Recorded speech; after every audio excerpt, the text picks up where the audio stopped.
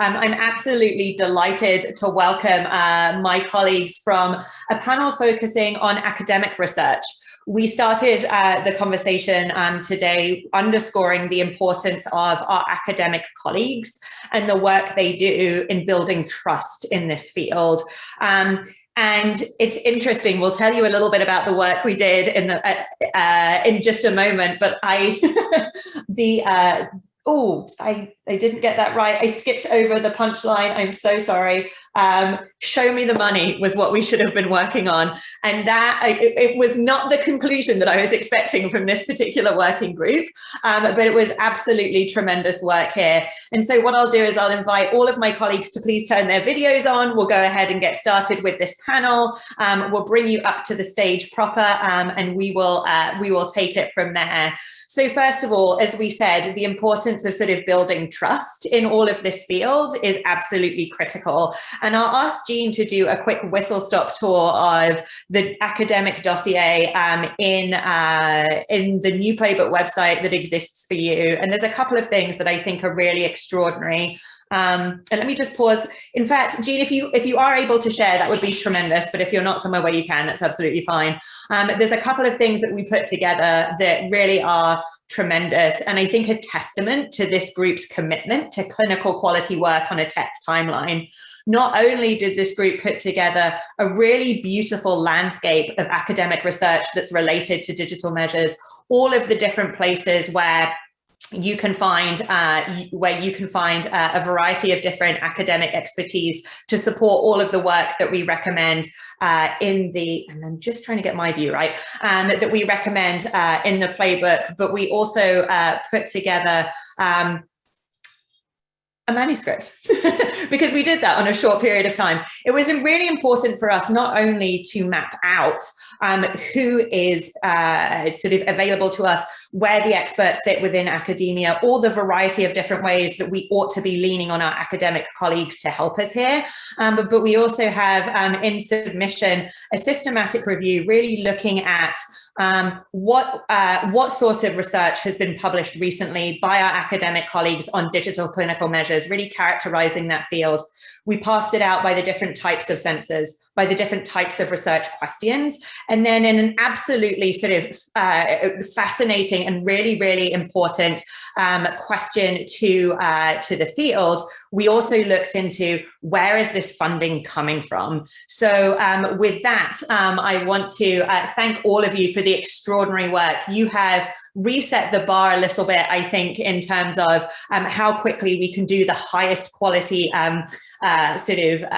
research, including in academia. And with that, Jessilyn, I'm actually going to come to you first. You know, one of the hypotheses that we were testing in our work was, you know, the fact that, well, it wasn't a fact, but the question around are existing funding mechanisms keeping pace with this rapidly evolving field of digital clinical measures. So maybe you can introduce yourself, the Big Ideas Lab, and talk to us about how we came to that hypothesis. Sure. First of all, I just want to thank you, Jen and Jean, for leading this sort of amazing feat of bringing so many stakeholders together from kind of so many different areas. And we're really excited and grateful to be a part of this incredible community. So I'm coming from Duke University. I run the Big Ideas Lab there in biomedical engineering and biostatistics and bioinformatics. We do a lot of work using data coming from wearable devices, or if we want to use the more specific term of biometric monitoring technologies, where we have digital data coming in and we want to use it to develop some, for example, digital biomarker. And I guess where this idea kind of came from is that, you know, as you and I have been talking, and as we've been talking with sort of other members of DIME over the years, we're seeing that a lot of the devices that we're using, the data coming off of them isn't what we might expect for a typical clinically validated or FDA approved sort of device. And so part of the question was, you know, where does academic research come into all of this? You know, we have lots of folks using these devices for a variety of reasons, whether that's wellness or in the clinic or in clinical trials. And we want to make sure that when we have that data, that it really is what we think it is.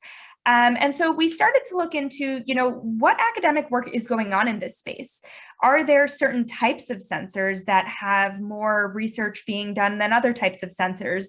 We actually broke academia, along with this amazing group of people whose faces are on the screen, into these sort of subcategories of the different types of academic research. And I'm sure that you'll talk about that, Jen, so I won't dive into that too much.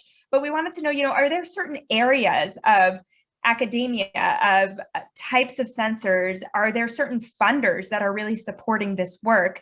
And if there are any gaps, where are they? And, let's identify them so that it's something that we can address. So that was the work that we decided to undertake.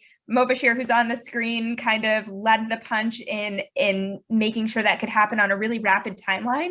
And everybody kicked in a lot to make that happen. Everyone really did kick it in a lot. And anyone who has done this kind of work before knows that a systematic review is an inordinate amount of work.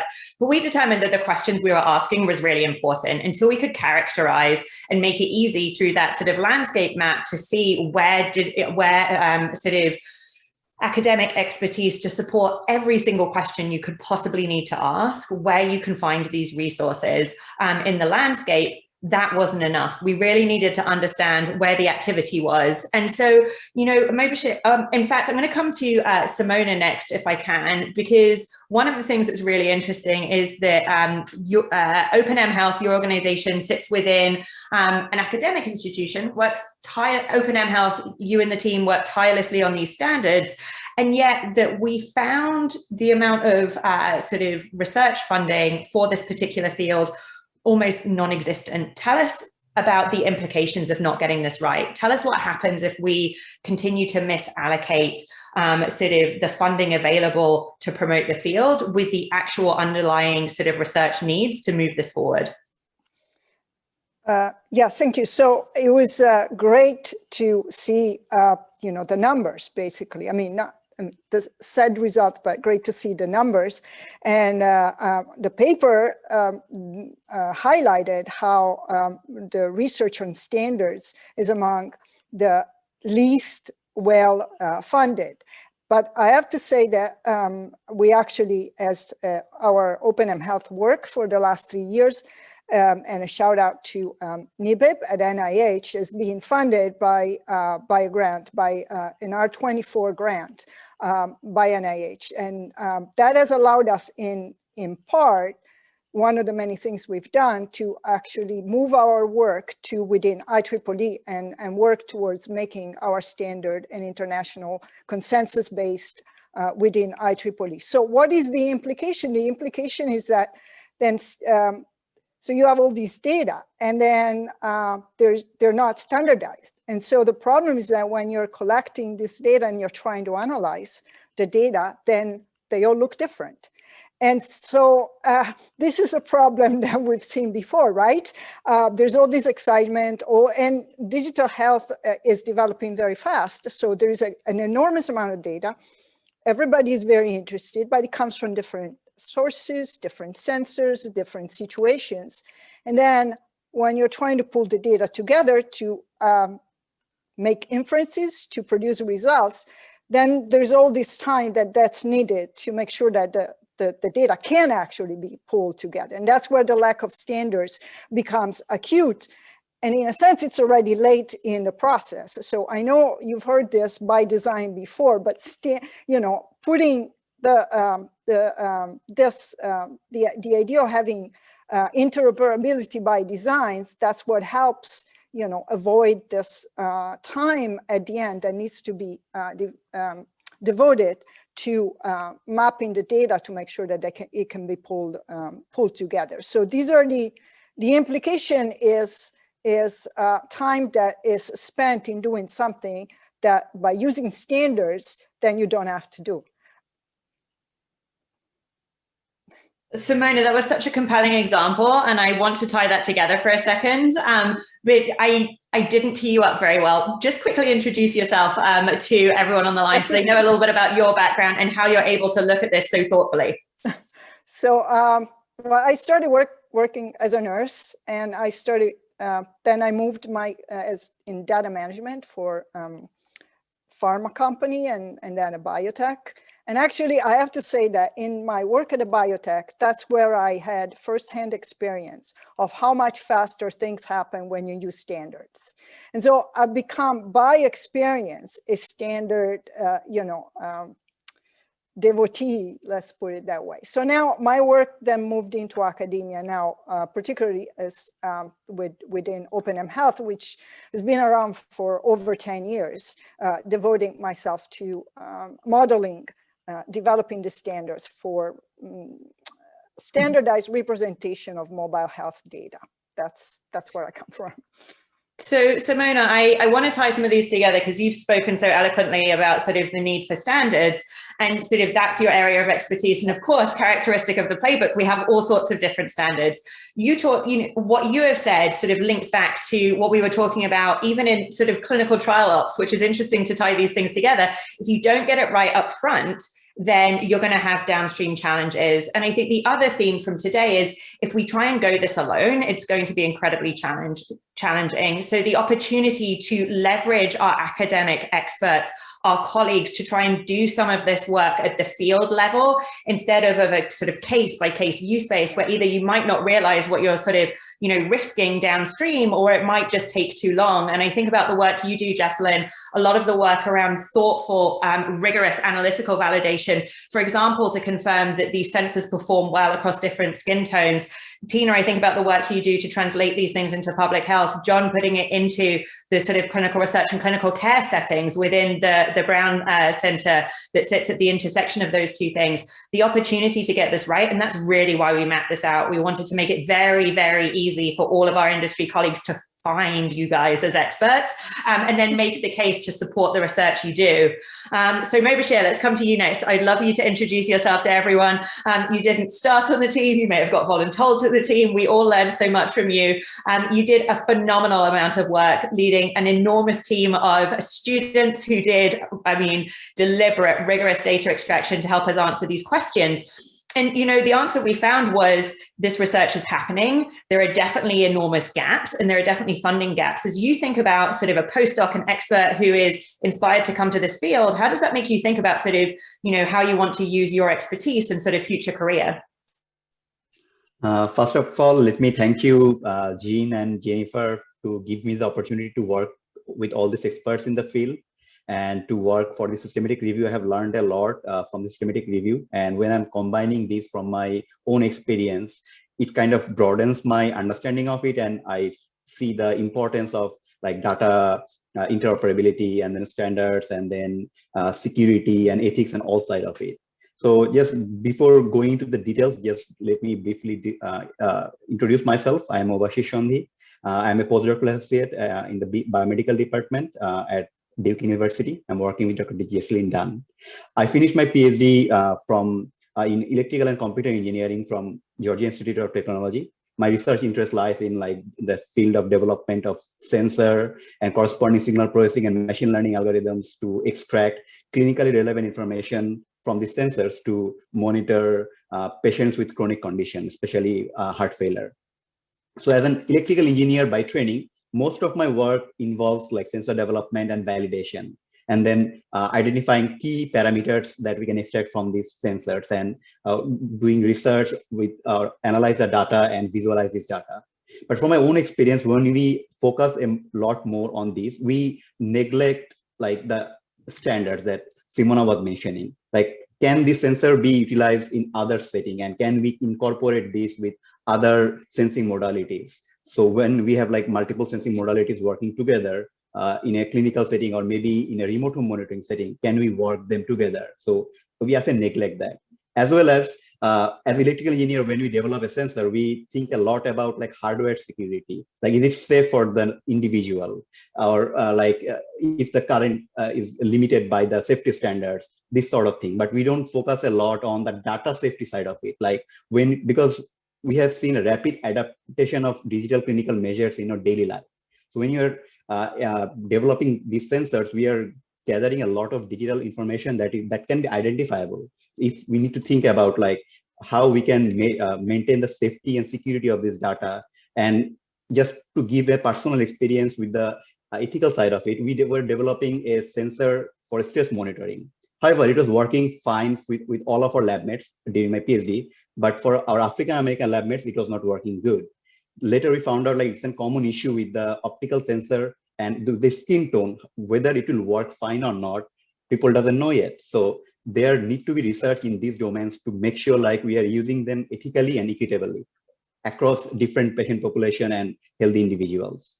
So from my own experience and going through the systematic review when I was doing that, definitely we need an integrated and coordinated efforts across academia, funding agencies, as well as industry to make sure like these digital clinical measures can be an evidence-based field that is worthy of our trust. And I would definitely like to pursue these areas in my future research as well.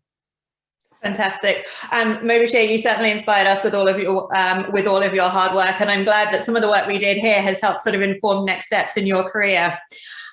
John, I'd like to come to you next. So you work at the Brown Lifespan Center for Digital Health. And if I butchered that, I apologize. But it's a very, very cool sort of research group where you do sit at the intersection of sort of the state's largest health system and also this phenomenal sort of academic institution. How do you think about, how do you see this interaction between academic research and sort of, a more traditional health system sort of panning out in practice every day? Yeah, thank you so much for that. So hi, everyone. I'm John Patena. I'm the program director for the Brown Lifespan Center for Digital Health. We are dual affiliated with Brown University and Lifespan Health System, really cutting across various departments and schools, including computer science, engineering, psychiatry, human behavior, and of course, the School of Medicine and School of Public Health. Our mission is to design, test, and deploy digital health projects to really address society's most pressing health concerns. And we operate under the values of innovation. So that's really pushing the edge of how we think through to solve problems. Equity, which is knowing that our work is rooted in the communities and the patients that we are trying to serve. And as we learned in the manuscript that we wrote up, there's a lack of research around kind of the security and ethics components. And finally, the value of integrity. So knowing that we will always use evidence-based kind of best of class methodology. The center, it really does sit at a unique position where we're at this intersection of the academic sphere and the healthcare sphere. So we really leverage the collaboration with researchers and clinicians. So for those who work on kind of both ends of the spectrum, as my colleagues have mentioned, it's all about collaboration. And as a common theme throughout this whole kind of presentation, and it started off with Dr. Abernethy, it's finding that common, that shared language. And this is why the Playbook is such an invaluable resource.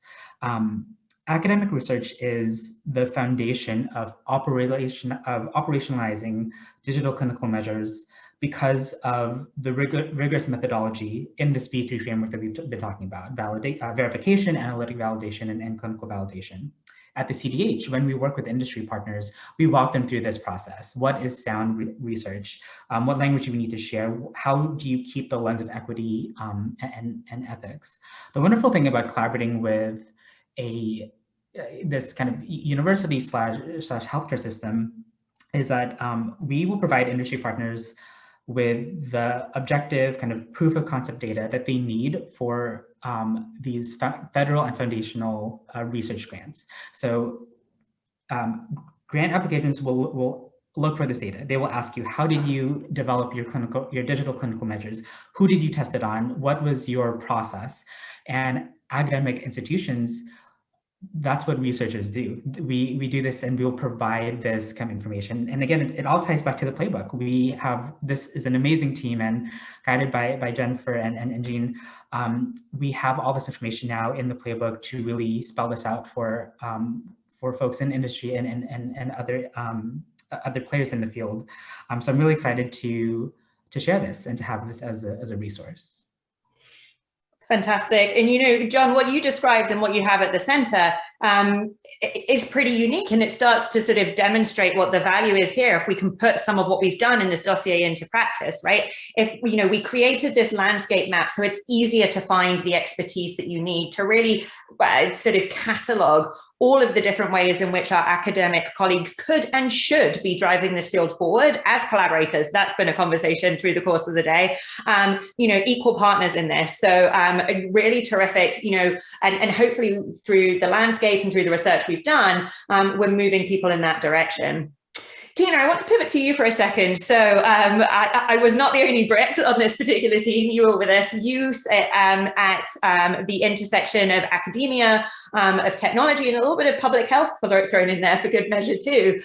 Tell us a little bit about sort of how you see the intersection here, how we've laid out the different kind of research, and how our findings, the idea that, you know, there is research happening. We're seeing like good pockets in V3, which is table stakes. Good, that's happening. And then people are leaping ahead to ops with massive gaps in between. Are you, I know you don't have the data. I know we were US focused in this study, but do you feel like this jives with what you're seeing in the UK? And I should specifically say, and Europe, because they're not the same anymore.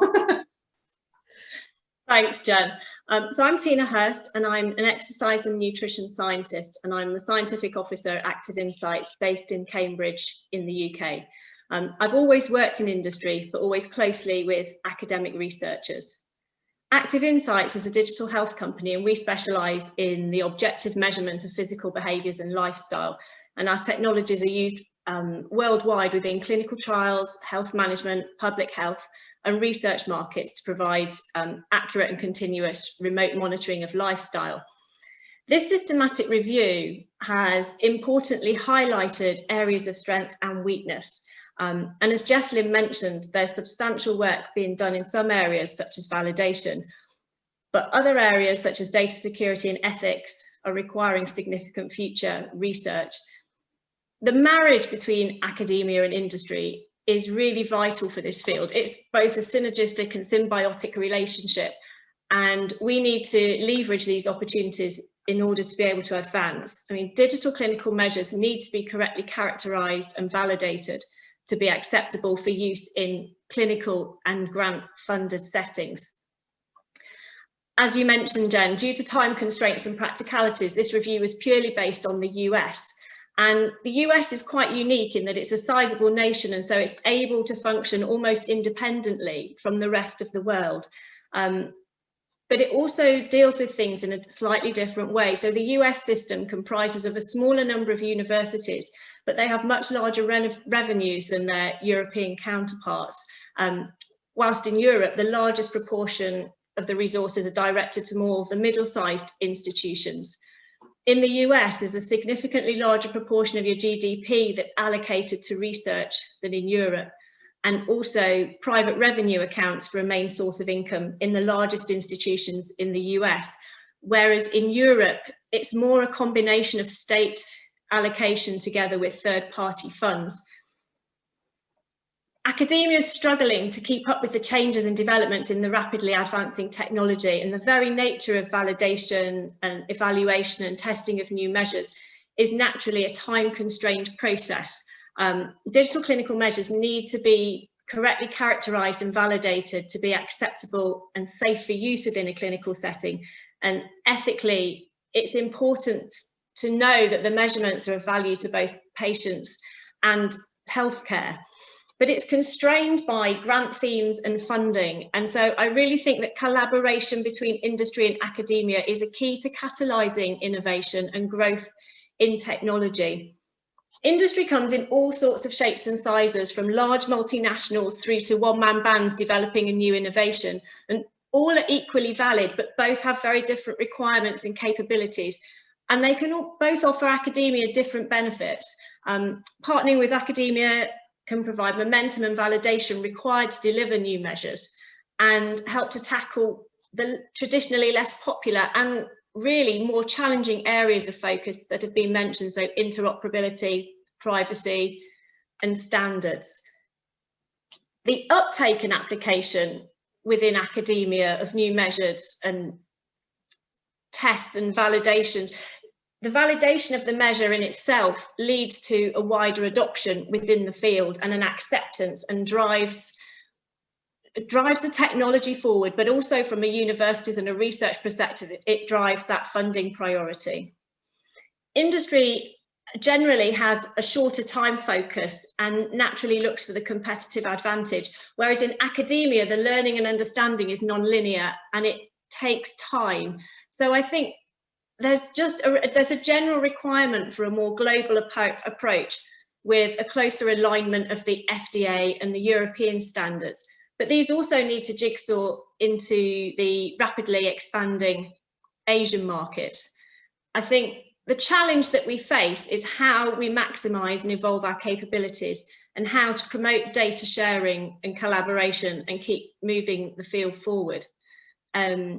I'd just like to finish by thanking everyone, especially Mobashir and his colleagues, for their accelerated efforts in bringing together this systematic review, which was no mean feat. So they've done an amazing job. Thank you.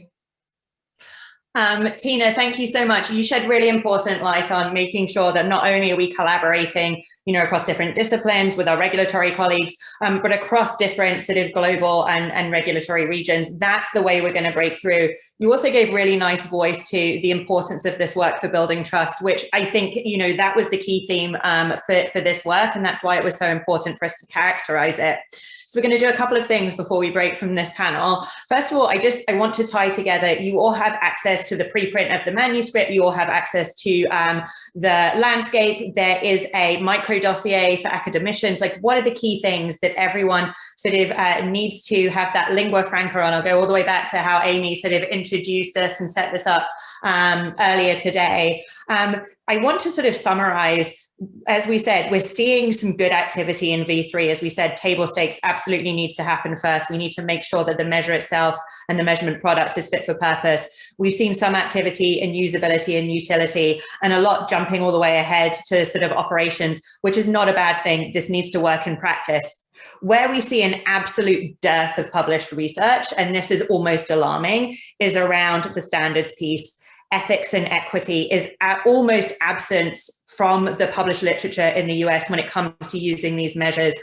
So too are conversations around the appropriate security, the data rights and the data governance of this information. It doesn't live in a manila folder anymore. We need to make sure we're protecting it. We also need to make sure we're making it available. So the need to sort of engage with this work and engage with our academic colleagues to make sure that this is a field that is worthy of our trust is absolutely critical. And so we'll round out with something that I hope will give us some interesting insights into some of you all on the line and the value of our academic colleagues working hard in this field. I'm going to launch a poll and ask everyone on the line to share with us. It should be a multiple choice. How have you used academic research to advance your work in digital clinical measures? And I'll pause there for a second, let you read and respond to all of those answers.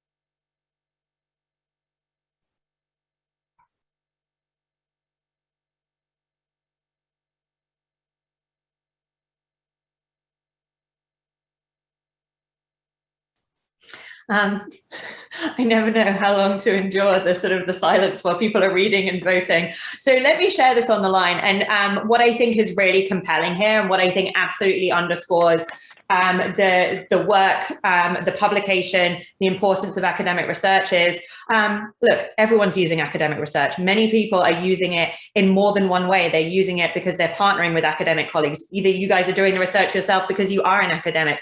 Certainly the most important way is you are referencing this information to inform your decision making and to move you forward. This is absolutely mission critical. We need to make sure that our industry colleagues are aware of where our academic experts lie. That's the purpose of the landscape. We also want to make sure that this work is appropriately focused and appropriately funded. And that was the reason that we wanted to do the work to actually benchmark the field. That's the purpose of the publication. Clinical quality work on a tech timeline. We got a systematic review done, published, well, in preprint, submitted top to bottom and in a short period of time. Thank you to everyone on the line here for your hard work, and really appreciate your ongoing efforts within your own academic research and your commitment to making sure it really moves the field forward. And so let me